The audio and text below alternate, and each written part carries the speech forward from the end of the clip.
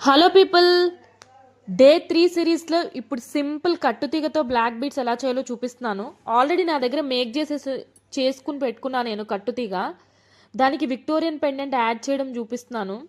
Jump rings, back side micro gold plated చైన్తో సింపుల్గా చూపిస్తున్నా.